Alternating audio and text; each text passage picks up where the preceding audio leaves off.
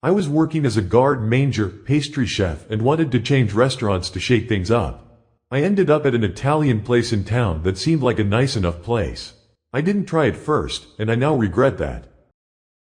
So, this was a few years ago, right after the end of the pandemic.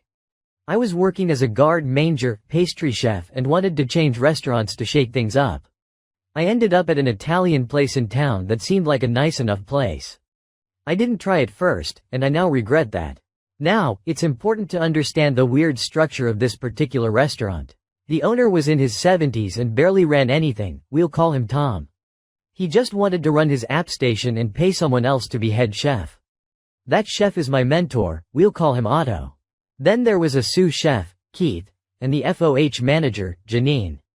Janine had been working line cook shifts in the back due to short staffing and felt that made her our boss even though she had literally zero authority over the line cooks, let alone the chefs. Now this restaurant, to put it nicely, has seen better days.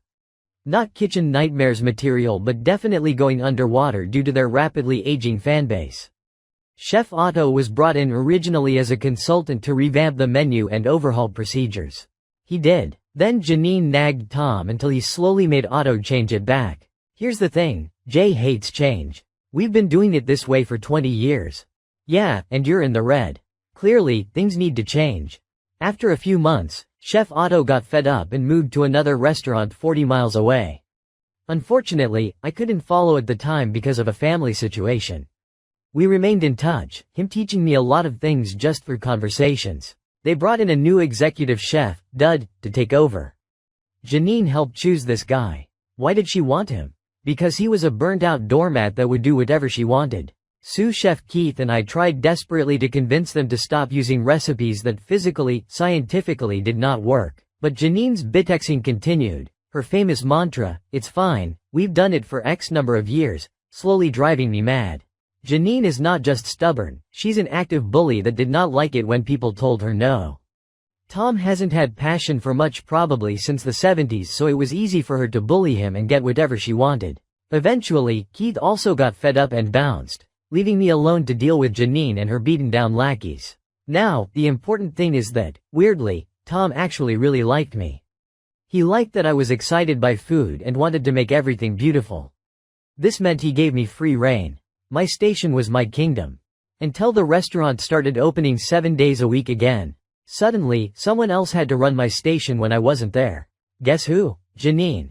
Janine took this as her opportunity to try and push me around, even though she'd been told repeatedly that she was not my boss and couldn't tell me to do jack. She'd rearrange my entire, very large station and prep area for the 1 day a week she watched it, then complain when I fixed it. Now, I'm a fan of, do what you've gotta do to make a station work for you. Especially since she's very tall with back pain, I didn't mind her setting it up how she needed for service, I just wanted her to put it back when she left. It's just basic respect. If it's not your station, put it back. This war went on for months, Tom trying to have a backbone with her because he didn't want me to leave. Near the end of my stay, he brought in an ACF-certified master chef and his apprentice to try again at revamping the menu. The master chef, Andy, did an exquisite job at modernizing and improving procedures. Let's just say that a lot of the methods we used for Janine's precious recipes were ineffective at best. His apprentice, Nina, was a pastry chef who helped me revamp the entire dessert menu. Tom gave the two of us full control. They were beautiful, easy to plate quickly, and absolutely delicious. The only thing pre-made that we had was the gelato.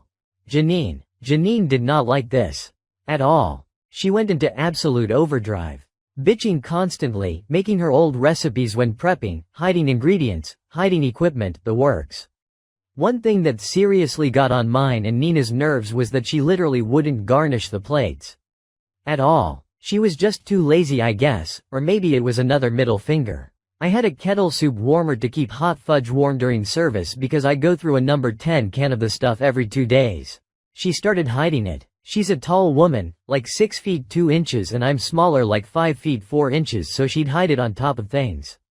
Now, because I'm not a 3-year-old, I'd quickly find it and get it down. All the while, she was convinced that Nina was her new best friend. She wasn't. Nina hated her as much as I did, and would tell her where she hid things to gloat. Nina would obviously turn around and either tell me or just go get it. After all this, my final straw arrives. Tom gave me a budget to go and buy new plates for my new salads. The old salad plates were, admittedly, very pretty once but were very old and beat up. They needed to be replaced regardless. I picked out some new plates, they arrived, they're gorgeous, Tom likes them, even seems a little excited about something for once.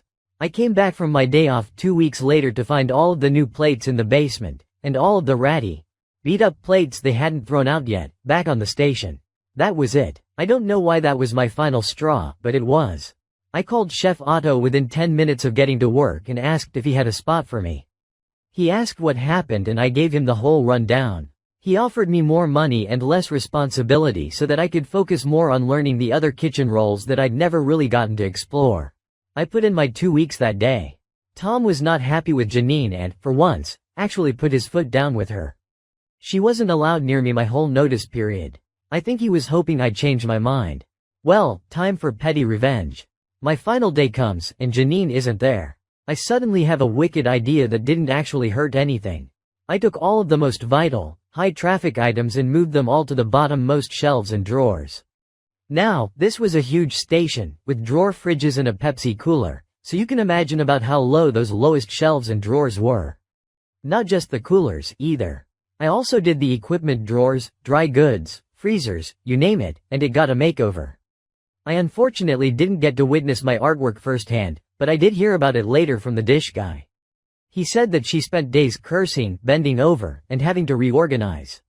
I never heard boo about it from Tom because he was still mad at her for driving me out, so either he thought she deserved it or didn't believe her. Either way, imagining her spending days having to bend over every couple of minutes definitely scratched the itch of pure frustration that had built up over the 4 months after my chef left. I know this is awfully long for a petty revenge story, but this woman seriously made my job an irritating nightmare every single day. This isn't even all of it. Not even scratching the surface. There are so many more stories. TLDR. FOH manager doesn't like that I don't listen to her non-existent authority, bullied me until I left. I reorganized the entire station so that she, a 6 feet 2 inches woman with back pain, would have to bend over for every single important item when I left.